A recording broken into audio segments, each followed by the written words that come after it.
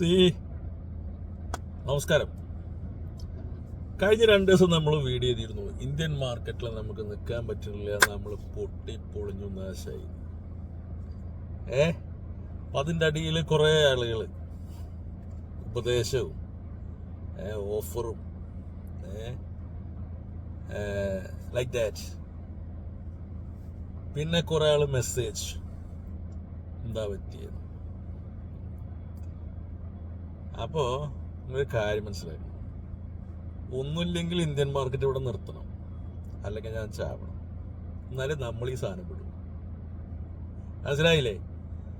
Trading എന്ന് പറയുന്ന സാധനം പറയണ മാതിരി ഒന്നല്ല. It's very simple and easy. 100%. ഏറ്റവും ടോപ്പ് ലോസ്, ഏറ്റവും തല്ലിപ്പൊളി മാർക്കറ്റിൽ എന്ത് വന്നാലും it's not more than 40 points. അത് പീനട്ടാണ്. നിഫ്റ്റിയിൽ എക്സാക്ട് മാർക്കറ്റ് പ്രഡിക്ഷൻസ്.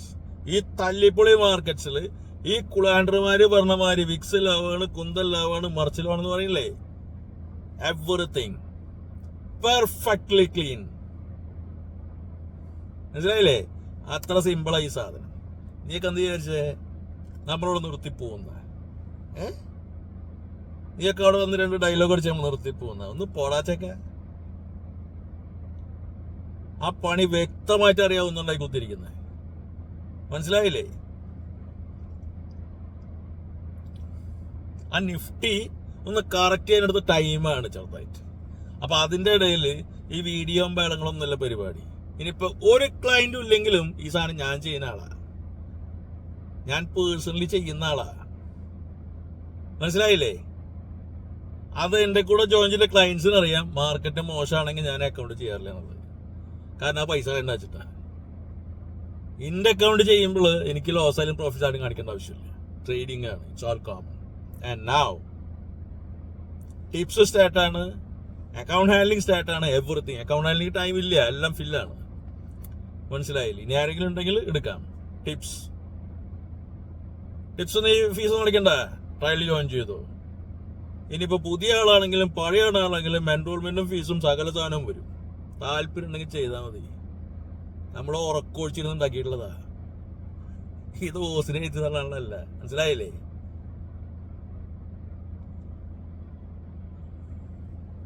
സകല ആളും നിർത്തിയടാ മാർക്കറ്റിൽ നിന്ന്. ഒരുമാതിരിപ്പെട്ടനൊക്കെ അവസാനിപ്പിച്ചു. Intraday it's impossible.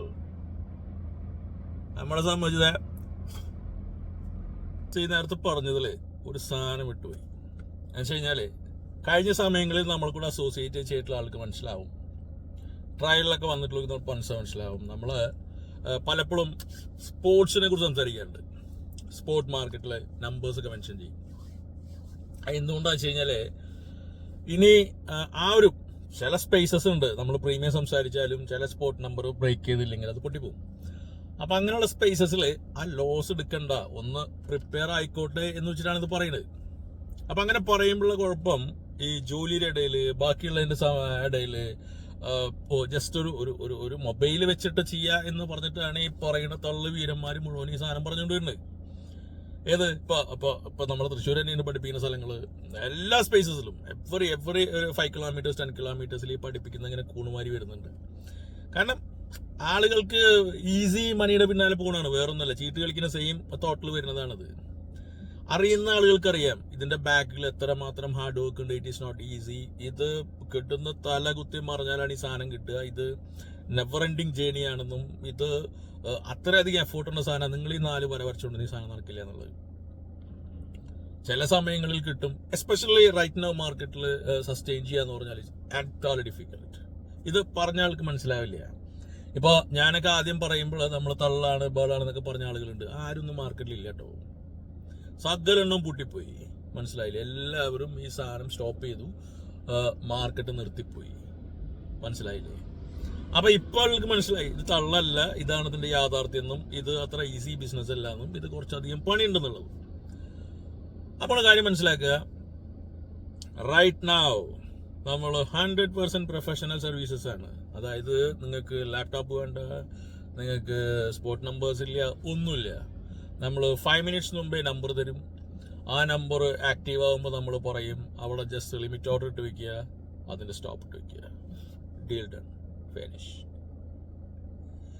അതായത് നിങ്ങൾ പല ദിക്കിലും പോയി പഠിച്ച് കാശ് കളഞ്ഞ് ആ ഗുരുക്കന്മാർക്ക് നിങ്ങൾ ഹെൽപ്പ് ചെയ്യാൻ പറ്റുന്നില്ല, നിങ്ങൾ ആകെ മാനം തൂക്കിയിരിക്കുകയാണെങ്കിൽ ബാ ശരിയാക്കി തരാം.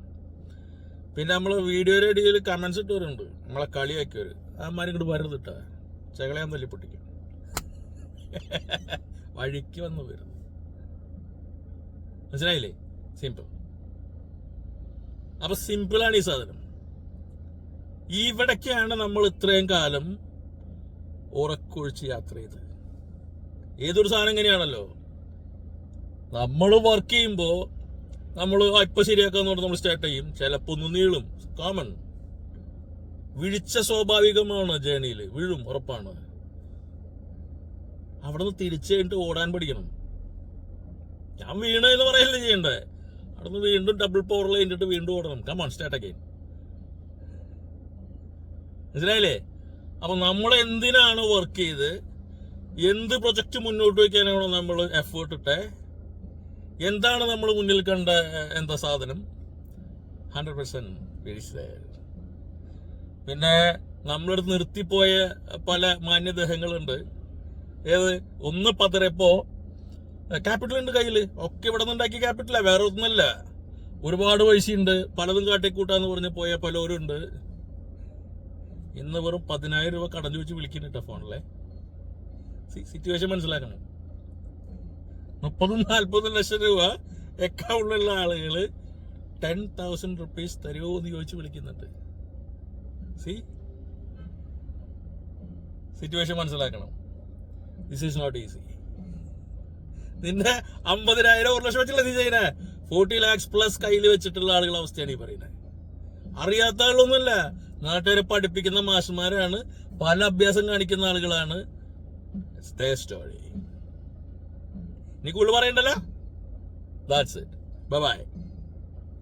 അപ്പൊ ജോയിൻ ചെയ്യണവർ മനസ്സിലാക്കുക, നിങ്ങൾ എന്ത് ജോലിയുടെ ഇടയിലും ഒരു മൊബൈൽ വെച്ചിട്ട് ലിമിറ്റ് ഓർഡർ ഇടാൻ കപ്പാസിറ്റി ഉണ്ടോ, കമ്മിറ്റേഴ്സ് ഫീസ് നടക്കേണ്ട, ട്രയൽ ഉണ്ട്, അത് കഴിഞ്ഞാൽ നോർമൽ ഫീസ് എല്ലാം വരും. Everything as usual. പൈസ മേടിക്കുന്ന കാര്യത്തിൽ നമ്മൾ യാതൊരു പിന്നാക്കമല്ല, അത് പെർഫെക്റ്റ് ആയിട്ട് പഠിച്ചിരിക്കും. ബൈ.